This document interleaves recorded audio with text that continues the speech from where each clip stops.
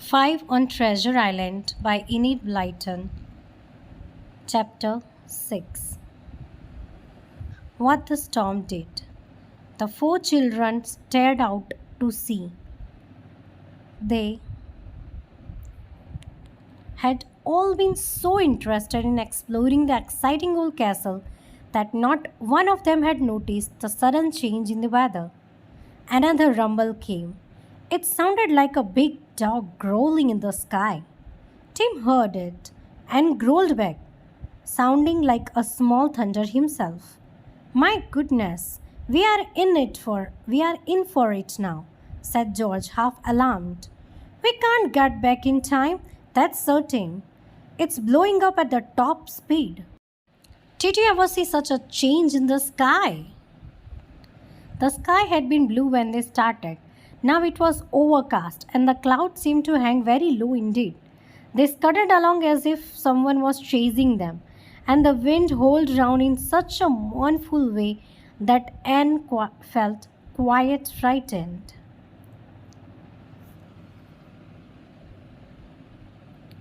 It's beginning to rain, said Julian, feeling an enormous drop spatter on his outstretched hand. We had better shelter, hadn't we, George? We shall get wet through. Yes, we will in a minute, said George. I say, just look at these big waves coming. My word, it really is going to be a storm. Golly, what a flash of lightning! The waves were certainly beginning to run very high indeed. It was amazing to see what a change had come over them. They swelled up, turned over. As soon as they came to rocks, they rushed up the beach of the island with a great roar. I think would better pull our boat up higher. Still, said George suddenly, it's going to be a very bad storm indeed. Sometimes these sudden summer storms are worse than a winter one. She and Julian ran to the other side of the island. They had left the boat. It was a good thing they went, for great waves were already racing right up to it. The two children pulled the boat up almost to the top of the low cliff, and George tied it to a stout gorse bush growing there. By now, the rain was simply pelting down, and George and Julian were soaked. I hope the others have been sensible enough to shelter in that room that has roof and walls, said George. They were there all right, looking rather cold and scared.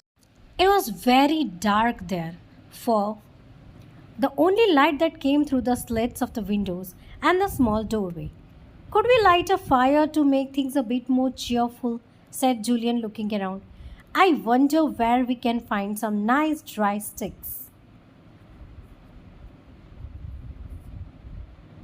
Almost as if they were answering the question, a small crowd of jackdaws cried out wildly as they circled in the storm. Chack, chack, chack. Of course, there are plenty of sticks on the ground below the tower, cried Julian. You know, where the jackdaws nest. They have dropped a lot of sticks there. He dashed out into the rain and ran to the tower. He picked up an armful of sticks and ran back.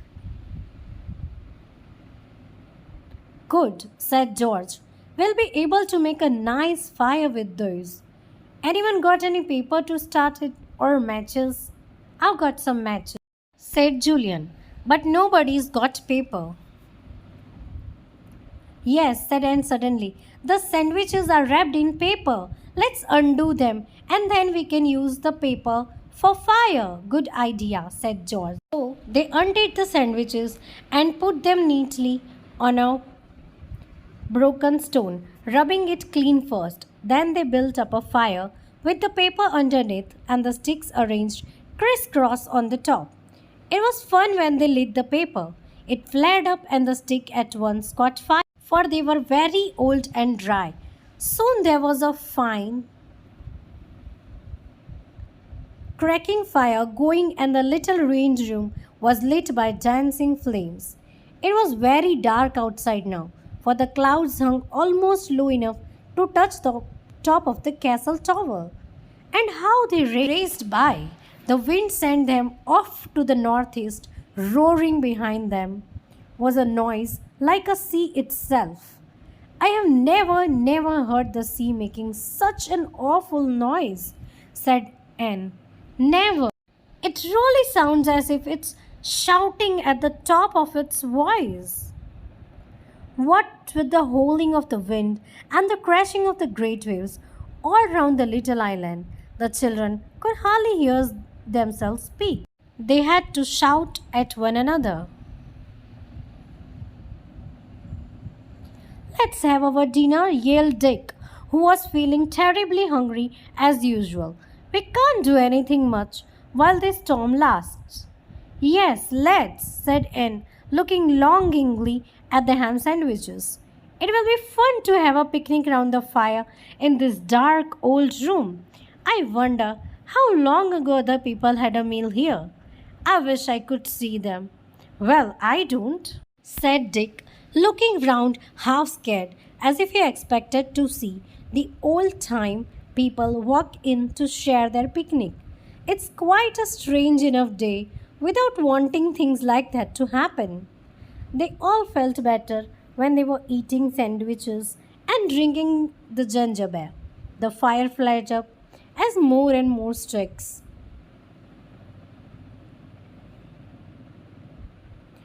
caught and gave out quite a pleasant warmth, for now that the wind had got up so strongly, the day had become cold. We'll take it in turns to fetch sticks, said George, but Anne didn't want to go alone. She was trying her best not to show that she was afraid of the storm, but it was more than she could do to go out of the cozy room into the rain and thunder by herself. Tim didn't seem to like the storm either.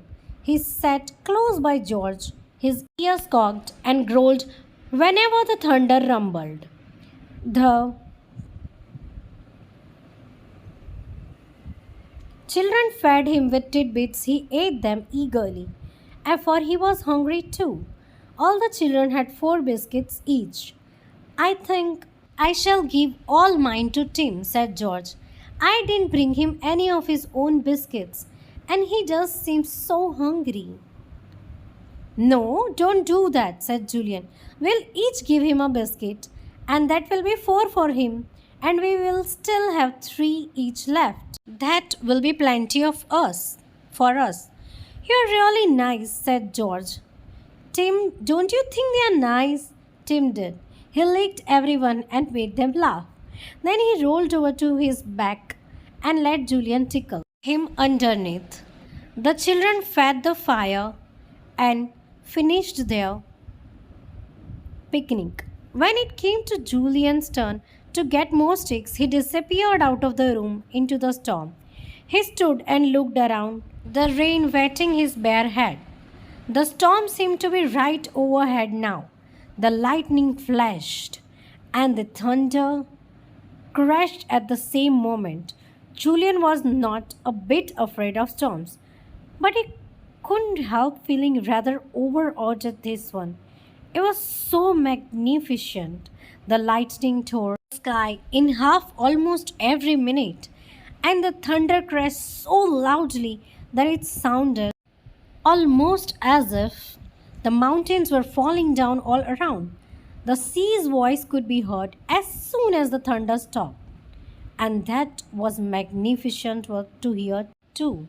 The spray flew so high into the air that it wetted Julian as he stood in the center of the ruined castle. I really must see what the waves are like, thought the boy. If the spray flies right over me here, they must be simply enormous. He made his way out of the castle and climbed up on the part of the ruined wall that had once run all round the castle. He stood up there, looking out to the open sea. And what a sight met his eyes! The waves were like great walls of grey green. They dashed over the rocks that lay all round the island, and the spray flew from them, gleaming white in the storming sky. They rolled up to the island and dashed themselves against it with such terrific force. Julian could feel the wall beneath his feet tremble with the shock. The boy looked out to the sea, marveling at the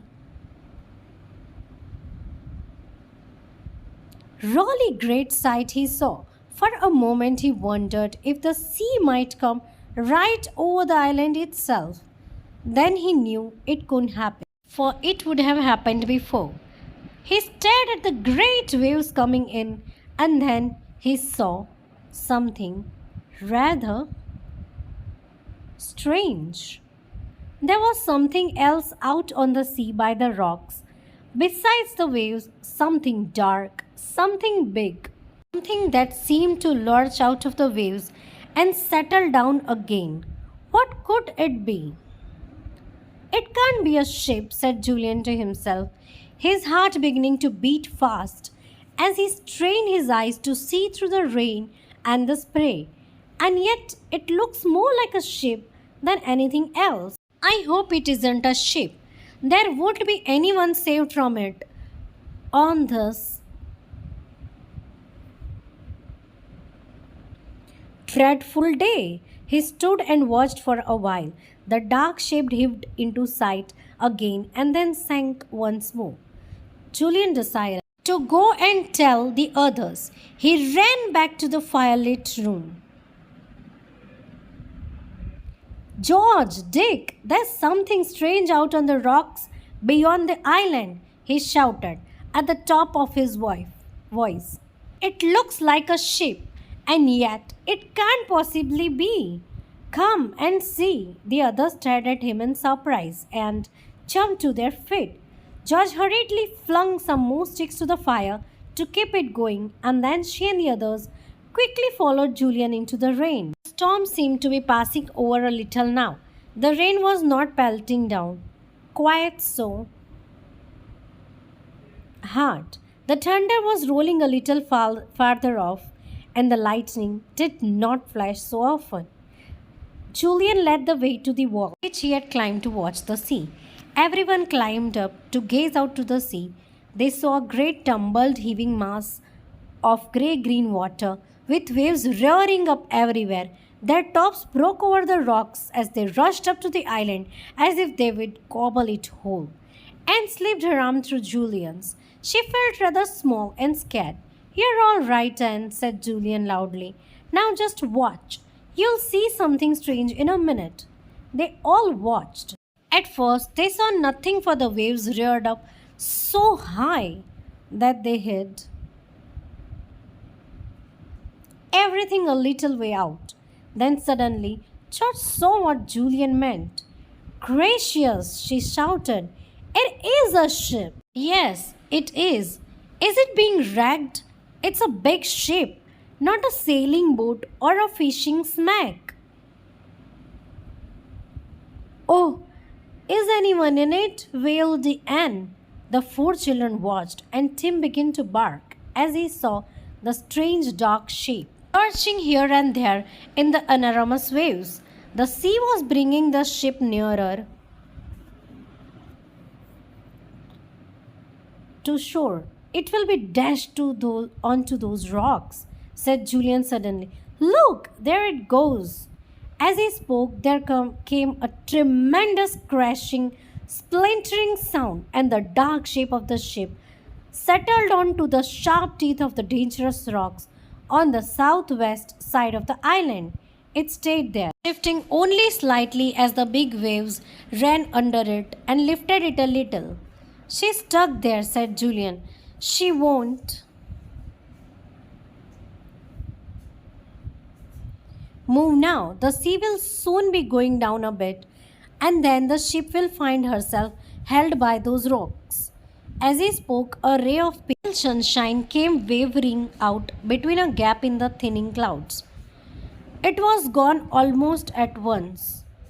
Good, said Dick, looking upwards. The sun will be out again soon. We'll warm ourselves then and get dry, And maybe we can find out what that poor ship is. Oh, Julian, I do so hope there was nobody in it. I hope they have all taken to boats and got safely to land. The clouds thinned out a little more, the wind stopped roaring and dropped to a steady breeze. The sun shone out again for a longer time, and the children felt its welcome warmth. They all stared at the ship on the rocks. The sun shone on it and lighted it up. There's something odd about it somehow, said Julian slowly. Something awfully odd. I've never seen a ship quite like it. George was staring at it with a strange look in her eyes. She turned to face the three children, and they were astonished to see bright gleam in her blue eyes. The girl looked almost too excited to speak. What is it? Asked Julian, catching hold of her hand. Julian, oh Julian, it is my rag, she cried in a high, excited voice. Don't you see what's happened? The storm has lifted the ship up from the bottom of the sea and had lodged it on those rocks. It's my rag. The others saw at once that she was right. It was the old wrecked ship. No wonder it looked peculiar. No wonder it looked so old and dark and such a strange shape. It was the wreck lifted high out of its sleeping place and put on the rocks nearby. George, we shall be able to row out and get into the wreck now, shouted Julian. We shall be able to explore it from end to end. We may find the boxes of gold. Oh, George! End of chapter 6.